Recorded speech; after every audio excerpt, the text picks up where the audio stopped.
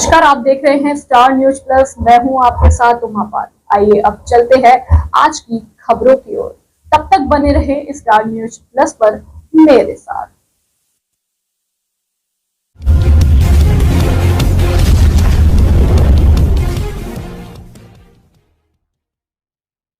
आदर्श नारी जीवन का श्रेष्ठ प्रतिमान है अहिल्याबाई होलकर। दीपमाला पांड्या।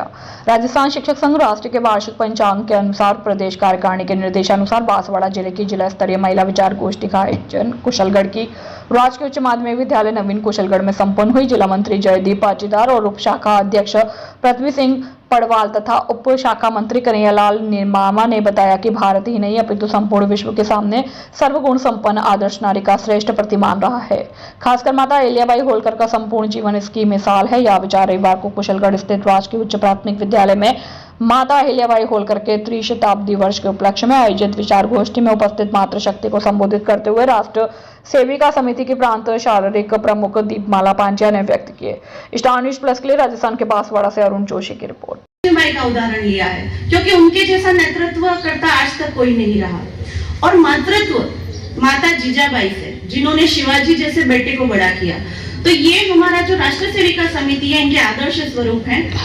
तो मैं देवी अहिल्याबाई की तरफ आती हूँ। पिछले 2-3 दिनों में मतलब मैं जानती थी, क्योंकि वो हमारी भी एक आदर्श स्वरूप है, कर्तृत्व में उनका नाम है अहिल्याबाई होलकर। लेकिन मेरा भी ज्ञान शायद मैं कहती हूँ थोड़ा सा ही था।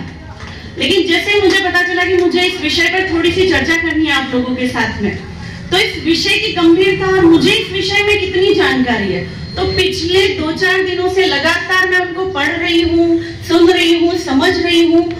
तो मुझे खुद ये एहसास हुआ कि वास्तव में ऐसी महिला आज तक नहीं हुई, अद्भुत, जिनको ऐसी शासनकर्ता, ऐसी न्याय करने वाली, ऐसी शासिका, ऐसी माता, ऐसी पुत्री, ऐसी बहू शायद आज तक कोई नहीं हुआ।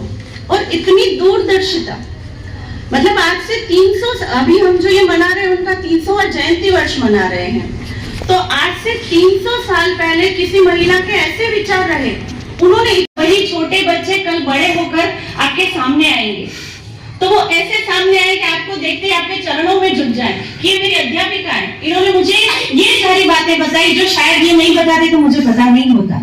क्योंकि डॉक्टर बनना, इंजीनियर बनना, पायलट बनना, सैनिक बनना और किसी भी फील्ड में जाना, वो बच्चा एक टीचर के हाथों से होकर जाता है, वो सीधा डॉक्टर नहीं बन जाता। तो इसलिए उसका जो आदर्श स्वरूप, उस बच्चे के लिए एक आदर्श स्वरूप कौन होता है, आप ही बताएं। शिक्षक होता है, उसका शिक्षक, उसकी शिक्षिका। अभी आप अपने स्कूल में पढ़ने वाले बच्चों से ही कभी पूछोगे ना, बेटा बड़े होकर क्या बनना है। एक अहिल्या ना होती, महिला सुरक्षित ना होती, क्योंकि उन्होंने महिलाओं की सुरक्षा के लिए भी बहुत कुछ किया है। तो एक अहिल्या ना होती तो महिला सुरक्षित ना होती, शर्म से वो मर जाती, एक अहिल्या ना होती। मंदिरों में भगवान ना होते, क्योंकि मंदिरों का जीर्णोद्धार उन्होंने किया था। तो मंदिरों में भगवान ना होते, राज तो हैवान करते, क्योंकि अंग्रेज उस समय हमारे देश के अंदर आ चुके थे और उन्होंने बहुत नुकसान किया था। पर हमारे देश के अंदर नुकसान करने वाले अंग्रेज तो आ गए थे, पर अंग्रेजों का साथ देने वाले हमारे भारतीय ही थे। क्योंकि हमारे जो भी लोग थे वो जेलों के अंदर बंद थे, तो अंग्रेज को उन्हें मारने नहीं जाता था, मारने वाले हमारे भारतीय ही होते थे, उनको ही वहां डेप्यूट करते थे। पर अगर वो चाहते तो अंदर से सिर्फ एक आवाज आती, पर वो उन्हें कुछ भी नहीं करते। पर उस समय उन्होंने हमारे देश के लोगों के साथ बहुत अत्याचार किया था।